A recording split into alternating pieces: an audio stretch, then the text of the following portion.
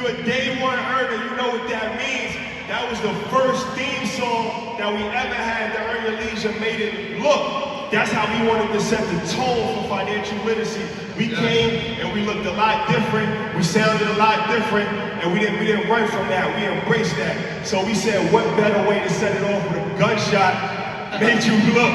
Nas Esco, man. So right now we're gonna reset the room. And we're gonna give you a deep dive into one of the greatest entrepreneurs of all time, Shaquille O'Neal. If you watch EYL, you know it's no fluff. We get straight to it. And very rare do you have an opportunity to hear these kind of conversations when we interview Mark Cuban, when we interview Mike Novogratz, who's worth $8 billion, when we interview Rick Ross, when we interview Dave Dash. It's like you're right there. It's like you're right there. So I want you guys, let's have fun. We're gonna have fun with this today, but more importantly, I want you guys to really listen and learn from this man's journey, his experiences, and the information that he's about to provide. So, without further ado, the big Aristotle! Shaq, where you at, baby?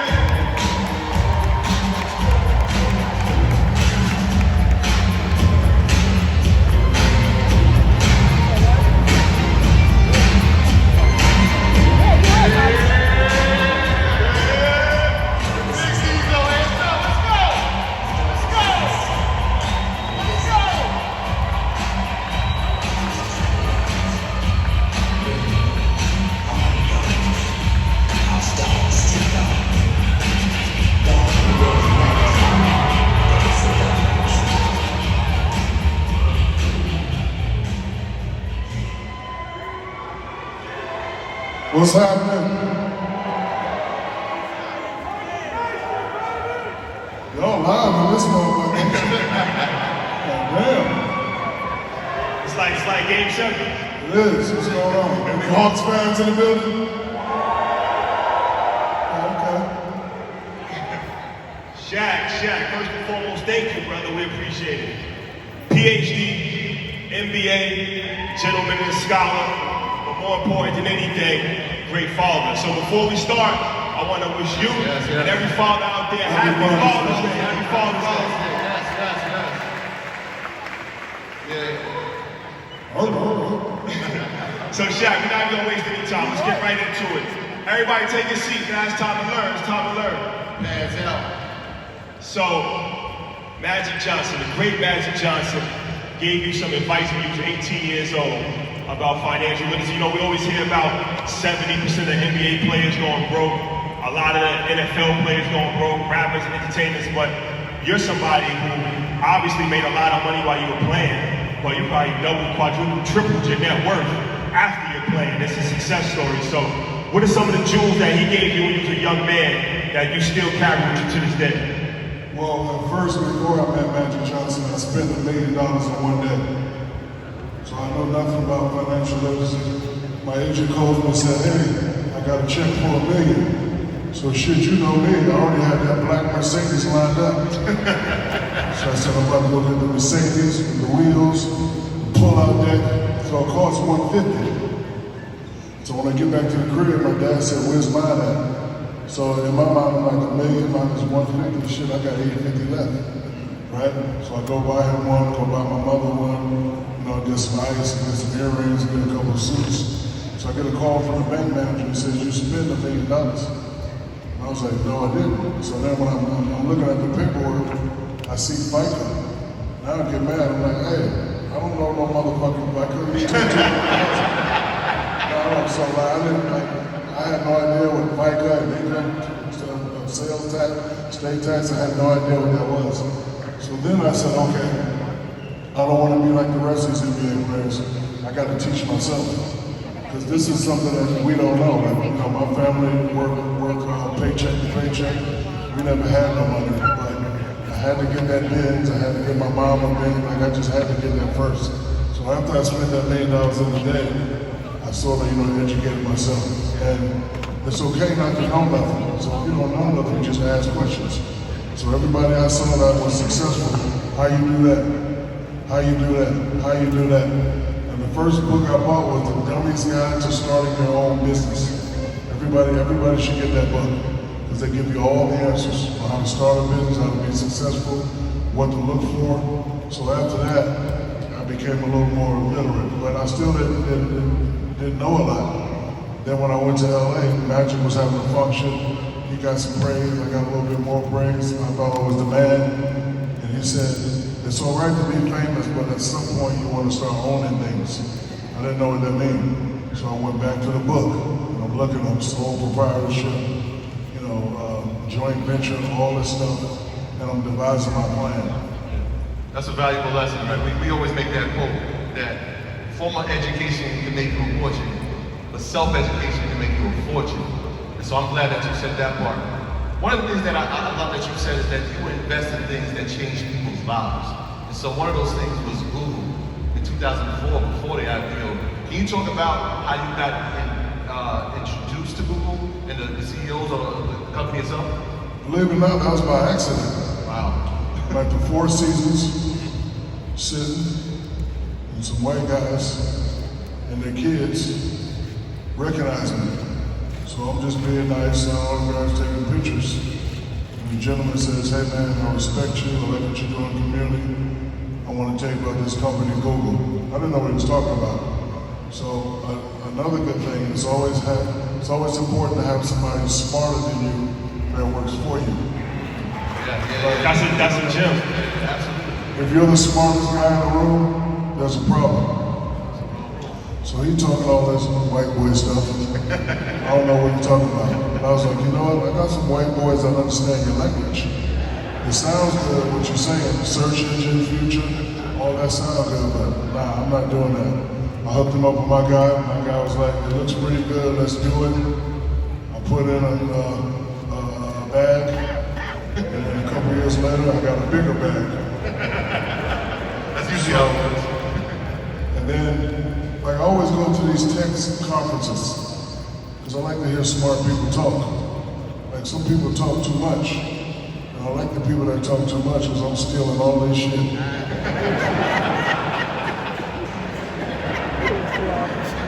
So Jeff Bezos, somebody asked Jeff Bezos, how you get so rich? And he said, I invest in things that change people's lives. Shit. So the first thing I did, I was coming out of the Orlando arena, and this lady was chewing me a new one.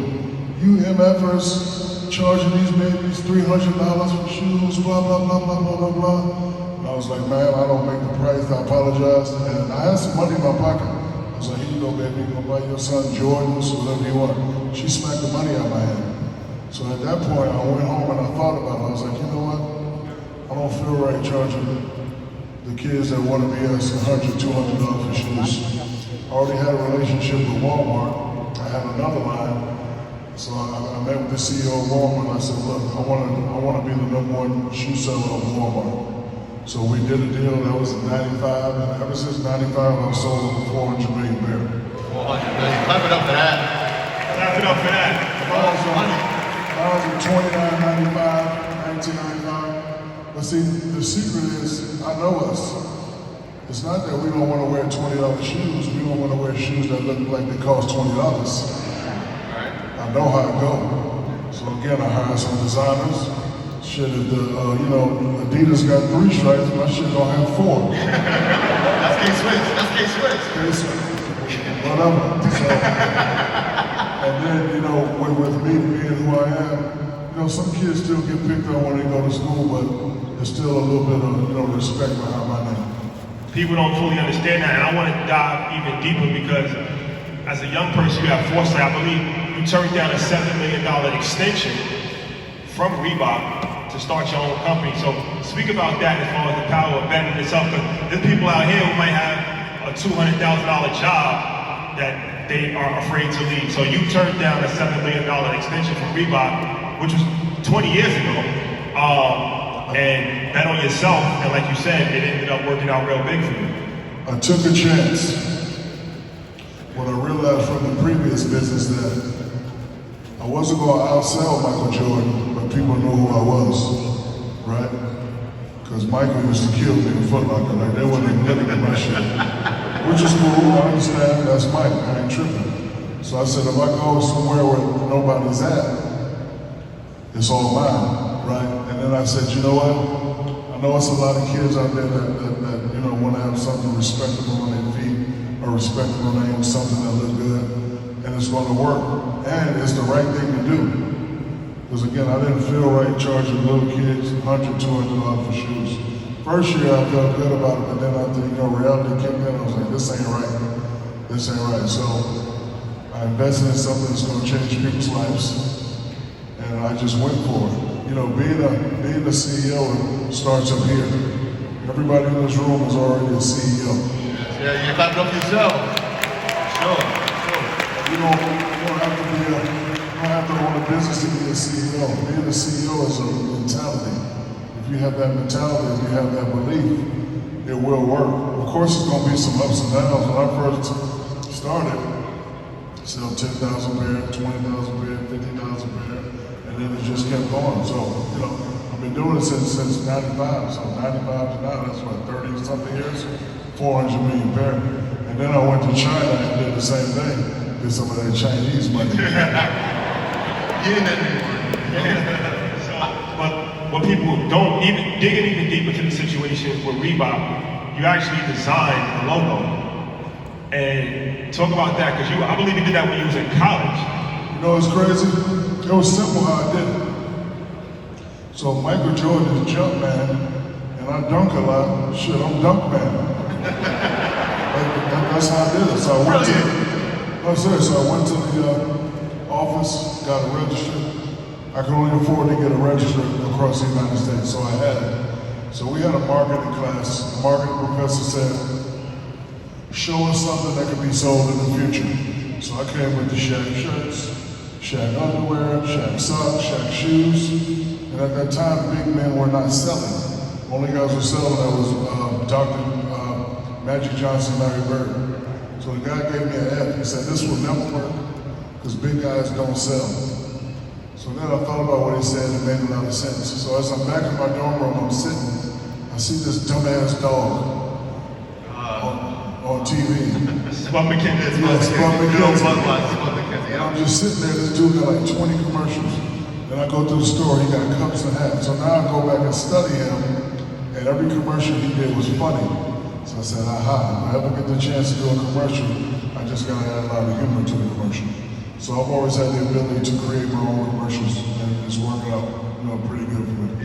One of the other things that happened in college is, and you actually turned into a business, was the lack of the ability to get car insurance. And so now you have a deal with the general insurance. Can you tell about that story? A lot of times people see the commercial, they see the cartoon, and it's oh, this is not serious. But no, this is something that you've been doing for a long time because of that story in college. Everybody had a car but me.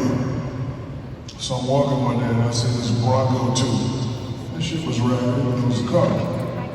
$1,500. So I get the Pilgrim for $1,800. So yeah, we know that. We know the Pilgrim. So yeah, we know that. So I go to the bank and get about $300, and I get the rest at once. So I got the big knot. So then I go buy the car, and the guy says, hey man, before I let you drive, you need insurance. I'm like, what's insurance? He said, you need insurance. So I go to all those places, $300 a month, $200 a month. So now I gotta go back to the dude like, hey man, I need my money back. I can't afford insurance. So he said, no, go to this place. And the place I went to was the General. And the reason why I do commercial for the General now, one, they took care of me when I was young, but it's affordable insurance. We ain't got time these days, especially since they're laying people off, we ain't got time to be paying $500, $600 for insurance. So there's really a quality insurance company, just like all the other companies, but we decide we're not overcharging people. You get the same thing. So that's why I'm with the General. I'm more about introducing products that are affordable to people rather than just, introducing everything. Salute to you for that. That's a fact. So let's get back to this logo, because I think that might have went over a few people's heads. There's valuable lessons in this situation. A, you was in college, you was an All-American, you the top basketball player in college. You come up with an idea, your professor tells you that's a bad idea, gives you an F, and it said big men are not marketable. So I think that a lot of times in our life, we let people dictate our future by their opinion. You could have easily said you're right, but also you didn't take it personal because in a way he kind of was right, but you realized that you had to become a personality. So that's why when you saw the commercials for McKinsey, it's like, okay, the Shaq in the fool, people see you dancing and all that, they think like you are a nice guy, but that's also part of the marketing plan because you knew you had to make yourself a lovable character. Do me a favor, if you feel like you're somebody, put your hand up. This is the quote I tell my kids. If a nobody can influence a somebody, then the nobody wins. But the question of the day is, who the fuck are you? Nobody. Think about that. I don't let people tell me what I can and can't do. It won't happen. So he's saying big guys ain't gonna sell. I'm like, okay, all right, whatever. Don't do this, don't do that. Okay, whatever. Like it don't matter what they say. You gotta, whatever you believe, you go for it. And you gotta understand, before you succeed, you must first learn to fail. Like if you fail 1 or 2 times, and you stop pursuing your dream, you ain't ready anyway. That's a valuable lesson. A lot of people discount that, right?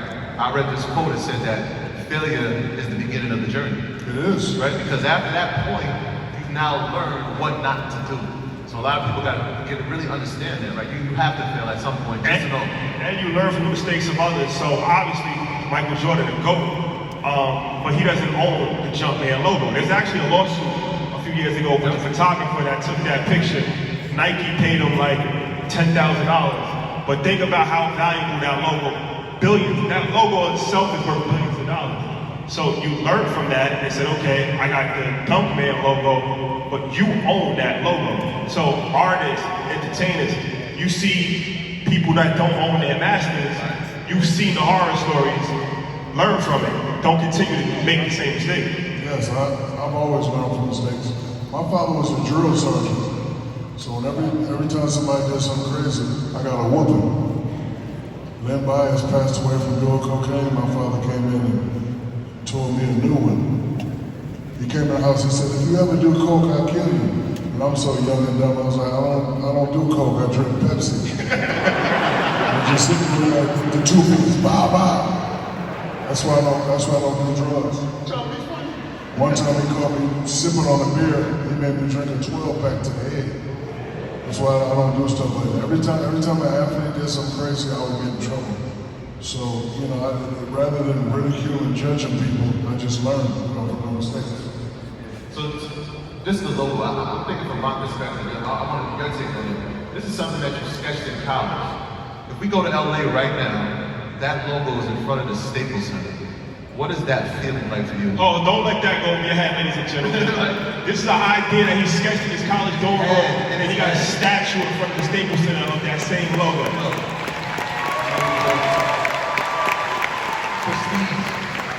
I see a lot of kids in here, and I tell kids the same thing. Listen to your mother and father.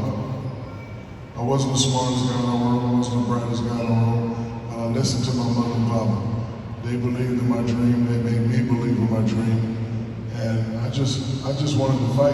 I'm a fighter. Like when you tell me I can't do nothing, I'm gonna just go and do it. So when I first got to LA, nobody could be as famous as Magic and Kareem, you'll never win and all that. And I'm saying, okay, you're a nobody, I'm a somebody, I ain't trying to hear all that. And you just keep fighting. So the first 4 years, me and Kobe, we got swept. We didn't give up, we just kept going. And then we won 3 in a row, I got traded. You all know the story, but again, it doesn't matter what anybody tell you, it's what you believe. And again, everybody here is a CEO. The CEO is mental. So, one of the things that you're known for is being a franchise owner. You own a bunch of franchises. They talked about it earlier. Papa John's, 24-hour. Any other that I'm missing? Five Guys. But you sold Five Guys. You sold Five Guys. I don't know. But, so, the franchise, it's a lot of NBA players that are franchise. Jamal Mashburn. Yep, Chauncey Billups, Magic Johnson. Junior Bridgman, a person that probably nobody here has ever heard. No, that's not true. Because they listen to Earn Your Well, Leisure. hopefully. Hopefully. So y'all should know who Junior Bridgman is. But Junior Bridgman is interesting. Can you talk about the story of Junior Bridgman and how he influenced you? I always use people that are better than me to influence me. So coming up, Magic Johnson, Michael Jordan, Dr. J. In business is Junior Bridgman. Because he did the same thing I did. He's a professional basketball player. After that, he bridged out into business. Dude's a billionaire.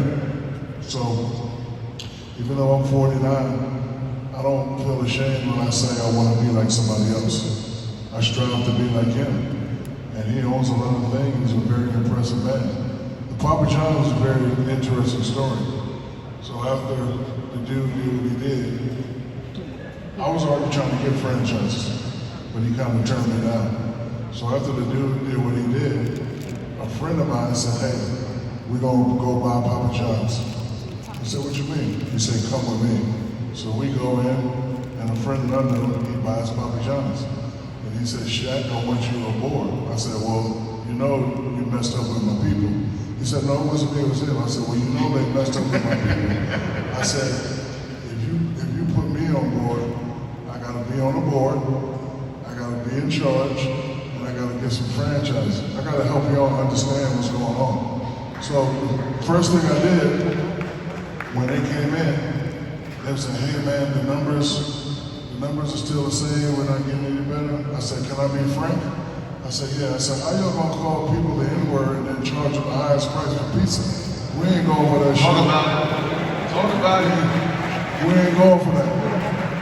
So I said, first thing you need to do, drop the prices down. So you drop the prices, things start getting back. And at first, I took a lot of flack. And I understood, because a lot of times I don't tell people what I'm doing, because I don't want it to be perceived as bragging. He do this, he do that. I'm doing business for me. It was a great thing to do. And listen, Papa John's is a good brand. The guy just messed up, but he had to pay for that.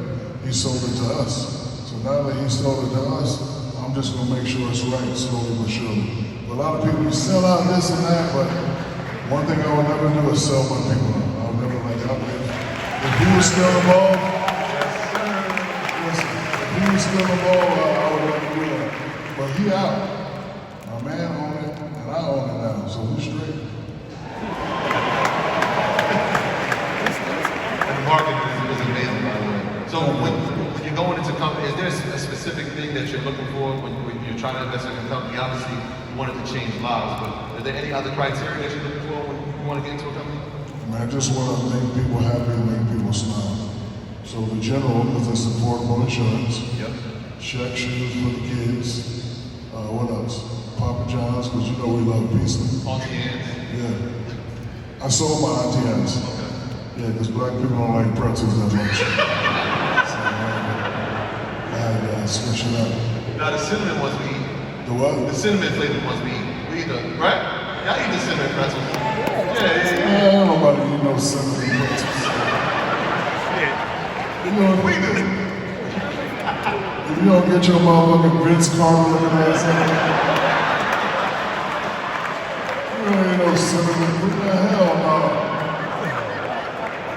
Crazy. Nah, Troy's Jamaican, so it's spicy. No, yeah. At first it was a good investment, but like... The yard line, though. Big things I go out, man. But before, I'm gonna ask you another question, but before we go there, it's a lesson in humility and not to look past anybody. The reason why I brought up Junior Bridgman is because, like I said, the vast majority of people never heard of him. He played in the NBA in the 1970s. I think the most he ever made was like $200,000. He worked at Wendy's during the off season. He didn't work at Wendy's because he needed a job. He worked at Wendy's to learn the business. So after he was done, he started investing in Wendy's franchises. He ended up owning over 400 Wendy's franchises and became the second largest Wendy's franchise owner in the world, not America, in the world.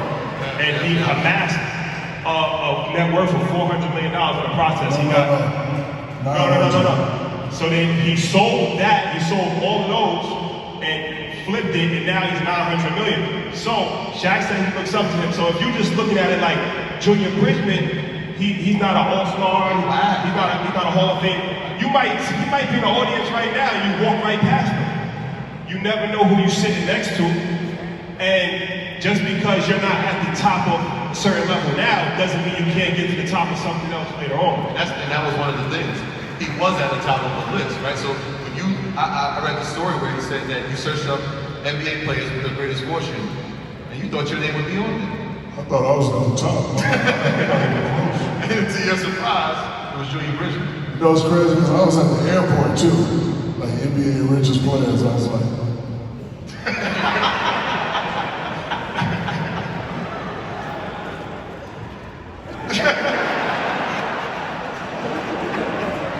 I was like number 7. I'm like, damn, I'm broke compared to these dudes. But it just motivated. And like the crazy thing is, I never wanted to be rich. I just wanted to be able to buy my mother anything she wants. That's it. Don't care about it. You can't take none of this with you.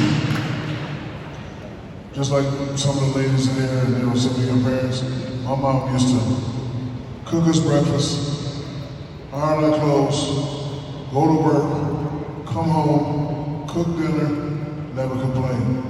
So that was motivating for me. I said, the first thing I said, when I get this money, you ain't gonna have to do nothing ever again in your life. I heard the little message. No, seriously, like nothing. So, and she never asked me for nothing, but right before Kobe died, my sister passed away. So my family was living in Orlando. I only got to see them 4 times at work. It's like, y'all gotta come home with me. So mother go pick a house. You know, she's still one of them old school, my baby, that's too much. I'm like, you want it? And like, it feels good to just tell them, yeah, give me that. Without no checking credit or none of that. Like the ladies, she was like, I need to check your credit. I was like, I beg your pardon? Excuse me? Straight cash, oh yeah. My mom was like, baby, don't do that. I was like, hold on, mama, she disrespected me. I want this house and I want the 10-day close right now. Do it. Thank you, appreciate it. So that's what I do it for. So, you know, my kids are older now, and they're kind of upset with me. They're not really upset, but they don't understand. Because I tell them all the time, we ain't rich, I'm rich. We don't, you got to have bachelors or masters, and then if you want me to invest in one of your companies, you're gonna have to present it, boom, boom, boom, bring it to me. I'll let you know, I'm not giving you nothing. The girls, I'll take care of the girls, but my boys, no, they're not getting nothing. Do you see the entrepreneurial spirit in your children? I know some of the boys are playing basketball. Do you see that spirit in them? Yeah, I do, but I try to let them figure it out. You know, listen, it's one rule, education. I don't care if you play basketball, I don't care about none of that. Because I got 6 kids. I would like a doctor, somebody who owns a hedge fund, a pharmacist, a lawyer, someone that owns multiple businesses, someone to take over my business. But I tell them, I said, I'm not just going to hand it to you. You got to earn it. So they understand. So for Christmas, one of my sons got all A's. I said, man, go pick what you want. So he come back with the Tesla. I said, you better take your ass across the street to the Chargers. Get you a Charger. I don't give no motherfucking Tesla. Better get you a Charger. At least 6 of that. I get the Hellcat. You don't get the Hellcat. Let me ask you a question, because you're a very observant person and you make investments based on the things that you observe. Ring. You were early invested in Ring, and it's an interesting story. So can you tell that story? So this is the first time I'm not living like a spoiled brat. I love Atlanta. These are my people. I live amongst the people, right? So I call a security company, say, hey man, I need some cameras, because people are still crazy now. So I said, I need some cameras. So the dude comes to the house, 80,000. I'm not paying no motherfucking 80,000. Beat it. Call another company. 65,000. I'm not paying that either. So I go to Best Buy, I'm getting TVs and stuff in the house, and I see this the Ring camera. And the crazy thing about it is I hooked it up myself. I put it on the door, I forgot about it. I'm way in China. me and my man Rock, we're doing like this, this thing in China, and somebody rings a bell, and I'm talking to him. I was like, damn, my people don't know about this. So I went to the conference, I told the guy, I said, hey, my name is Shaquille O'Neal. I want to invest in your company, and you're going to pay me to do commercials, and then whatever happens, happens. So I invested some money in it, and then a year later, Jeff Bezos bought the company. Because look, it's good for us. It's affordable security that really works. Just think about it. My other security in my other house, I pay a lot of money for it. They don't call my phone. You can't see who's doing what. So I actually like this guy. I was like, you know what? I want to invest. And he did. How much did Jeff Bezos buy the company for, Troy? Cool billion. Cool billion. Billion? A billion with a B. With a That's B. nice. Congrats. Congratulations. I didn't get that money. Another story that you told. Hey, when I get $1 billion, I'm gonna start walking around with no shoes on. Motherfucking toes just out. Shaq, there's pictures on the internet of your toes. Oh, I'm sorry. No, you can't do that. Toes just gonna be out. You halfway there, like suede loafers. Halfway. You don't like my shoes? No, we like the shoes. We like the shoes. It's the toes that we're going to be concerned about. My toes are ugly as hell. Oh, they ain't the worst. Respectfully. Probably the worst I've ever seen. My shit bad. I know it. Playing with the great Kobe Bryant.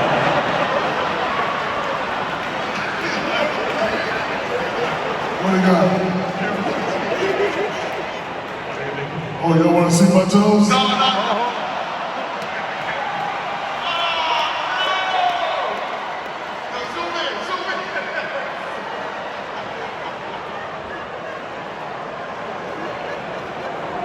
I thought it was a Photoshop the first time I saw it.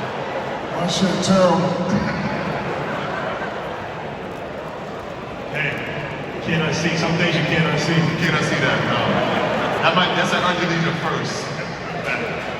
I'm not sure if that was a toenail. I got ugly feet, so what? Billionaire feet. Shaq, playing. My feet look better than them ugly ass shorts you got on. Oh, you thought about it? Thought I wasn't gonna come back. Huh? What's wrong with him? Oh, that was a good shot. No, stop laughing. That's my brother. Stop laughing. What's happening? You thought about that. Oh, yeah, he took some time. Where Shiggy at? Where Shiggy when you need him? Hey, back. I got reinforcements. Playing with the great Kobe Bryant, and as far as his work ethic, what did you learn from playing and seeing somebody so focused, so determined? What did you learn from that, and what's some lessons that you can kind of give the people here? Because you played with him and you was a teammate and you was a friend of his. I don't mean that in a disrespectful way, because every CEO here has their own route, right? You don't have to follow my route, you gotta follow your route. Kobe was different. Like he worked. I work, go to the club, work, go to the mall, work in people's DM, work out this. He just work. That ain't me. But the way he did it was just, our mentors were similar. He wanted to be the best ever. I didn't want to be the best ever, I wanted to be the most dominant ever. So he worked, and I'm glad he did, because I definitely wouldn't have got 3 without him. I know that.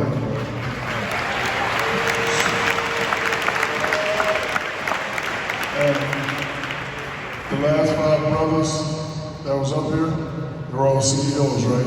Yes, sir. But you know why they all get along? One word, respect. So I'm sure they have arguments or beefs or whatever. As long as the respect is there, the success will always be there. We had our differences. He wanted to shoot. Like, nah, don't shoot, throw it to me. Special. True story. We in Madison Square Garden. I'm at the free throw line. Halle Berry's walking down the steps. I had to call a timeout. Huddle up. Hey, Halle here to see me. Don't nobody shoot that motherfucker but me. Kobe, nobody. Oh, she is it. Shoot that shit and see what happens. 1, 2, 3, break.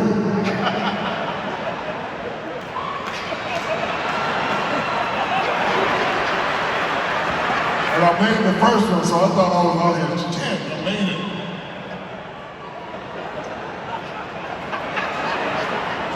I missed the second one though. But we always that was our argument. I shoot, you shoot. That's because you got 2 CEOs on the same team. And he was definitely a CEO the way he thought, the way he played. And that's why he's one of the greatest ever. And again, I'm glad I was a part of that. But each individual CEO has their own route. Like the way he did it is cool, the way I did it is cool, but you have to create your own route. Like he never went to the club. I got to go to the club. When I come to, like we was in LA and I'm coming to Atlanta, we got a night off, Magic City, baby.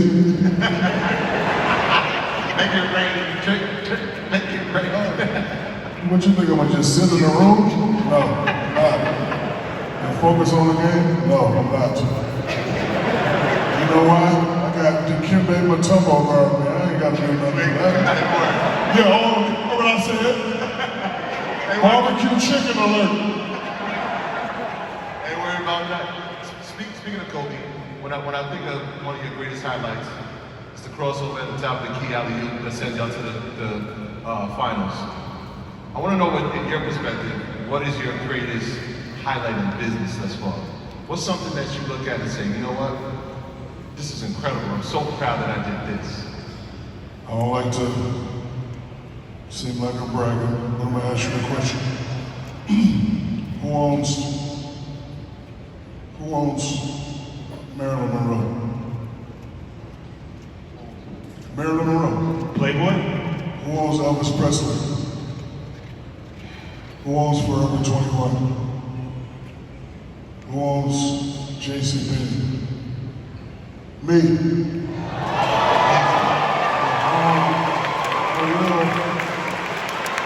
Hey, stand up for that, y'all. Stop playing. Stop playing.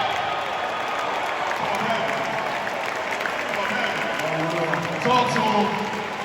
Talk to him. So my real business is I own 50 brands.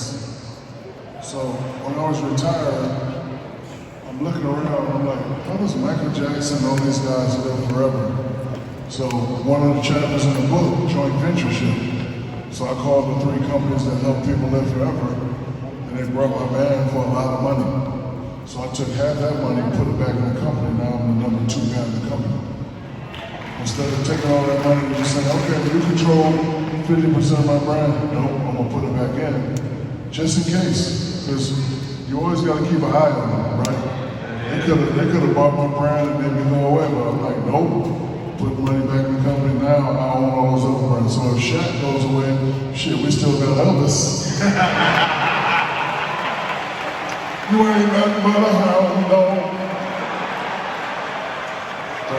That's how I was expecting. Y'all want to see my toes again, bro? Throw your toes in the air. So I'm happy. Before we leave, I wanna end this vibe. You had the honor of sitting down with a lot of great people. You used to do music. You got a bag for music, but you said that the late great Christopher Wallace, Notorious B.I.G. You had the honor of him doing a song with you, and you said afterwards y'all ate, and he was telling you about his dreams, about what he wanted to do in business, what he wanted to do in entrepreneurship, fatherhood. He never got a chance to do that. He was killed when he was 24 years old.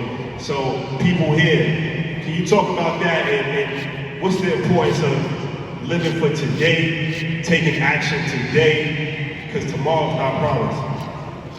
In living for today, you take advantage of all opportunities. I like rapping. I'm not a rapper, right? I know this. So I go on the Arsenio Hall show. I like being different. I don't want to just come in a suit and talk. So I said, yo, let me rap with my favorite rapper. At the time, it was Shaq. I killed it. So the next day, my agent said, hey man, these guys want to give you a record deal. Like, no, I'm not interested. 10 million for 3 albums. Shit, I'll take it. I'll take it. But then I said, you know what? They're not gonna like me rapping by myself. Tell them I want to rap with all my favorite rappers. They agreed to it. So I get a song called You Can't Stop the Rain. And I'm riding in the car. I already got my verse done. And Biggie says my name. I'm slamming brothers like Shaquille. And I'm like, even though I'm a Shaq, I'm still a kid and a fan of a regular person. I'm like, damn, Biggie, know who I am? So I had somebody contact Puff. I send the jet to go get Biggie. He comes down. So now I'm like, this Biggie. I already got my verse done. And Biggie said my shit is terrible, would be devastating. So I'm like, and I hit play, and he's like, so I said, yo, here's a pen and a pad, because I had the studio at the house. Pen and a pad, I'm gonna be in the house, let me know when you get done. He said, no, I'm ready now. I said, what you mean? He goes in the booth, killed it. But it was real rated R, and I was like, big.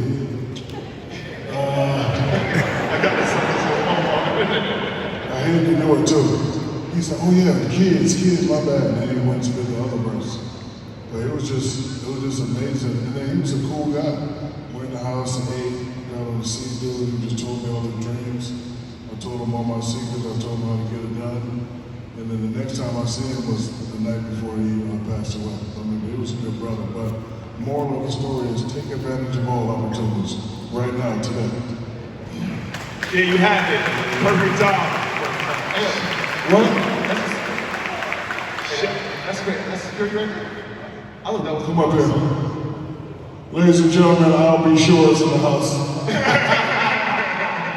Come up here, I'll be sure. You gonna get your I'll be sure looking at me. Shaq. We got one more question? Yeah, go ahead. All right. Bonus round. It's called bonus round. It's called the biggest. So we hang a lot of entertainers and athletes. They get robbed. We heard an unfortunate situation with Fat Joe. That's our guy. We interviewed him. They give access to their business managers. They give access to their accountants to pay their bills for them and all of that. You learned that early on as far as the power of attorney in college, and you say you're not with that. Explain that. You have to have education to know what you're looking at. See what I'm saying? So I have the education to, when I feel like I'm getting robbed, I can go look at the books. Like, what is this? Like, if you don't have education, you put trust in somebody else, and they can tell you whatever. So, you know, like when I say educate yourself, you don't have to have a degree. Look in that book, Dummy's Guide How to Start Your Business. Learn about assets and liabilities. Learn about, you know what I'm saying? Learn about, you know, debits and credit, do's and don'ts. So that's the first thing I wanted to do. I got the book, then I got my bachelor's, then I got my master's. Because every time I go set up a meeting, it'd be me, my white boys. Like the people would be like, hey Shaq, how you doing? And then they turn and start talking to my white boys. They don't know I'm in charge. The white boys work for me. So I said, okay, I got it. Y'all don't think I know what I'm talking about. Went and got my master's, so now everybody talk to me. And you just have to be educated, know what you're looking at. It's okay to have somebody pay your bills, but like me, I get something every 1st and 15th, and it comes straight to my office, which is my phone. So I go in the room, I light that hookah up, and I'm looking.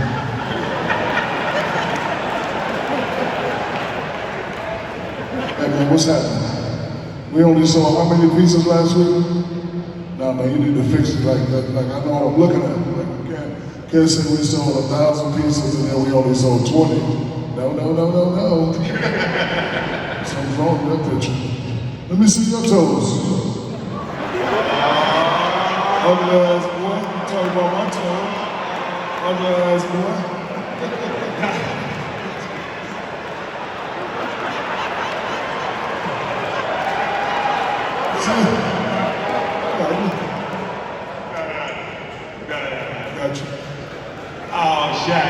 been an honor, a pleasure. My son really wanted to come. Got a question. Huh? Are you light skinned or brown skinned? There you go. There you go. Yeah, just There you go. I'm glad to see this son. all the brown skinned homies, put your hand up. You light skinned cats think y'all hot. Y'all niggas ain't hot. Dark skin, brown skin, we run this. We run this. Play some Drake. You better not play no Drake. You better play some Biggie. We only leaving the trick. Shaq, I gotta ask you one last thing. My son, he's 10 years old. I'm like, how you know Shaq? I can tell he likes me. He got pretty lips, pretty teeth. Like you got on lipstick. Shaq. Tell me about pretty ass boy. I hate you, pretty mother. We should have never asked about Well, that's why I bring Bob satisfaction, right? My son loves Shaq. And I'm like, how you know Shaq? He's 10 years old. He's like, Shaq and a fool. So he wanted to come, but he had to stay in New York for my cousin's graduation. But he's like, can you just give me a shout out? His name is Nasir. Can you give him a shout out? Nasir? Nasir, like Nas. Nasir, his Uncle Shaq once said, listen to your father, listen to your mama, and always follow your dreams. Hey, give it up for the big Aristotle, the big people. Give me some dark skin music.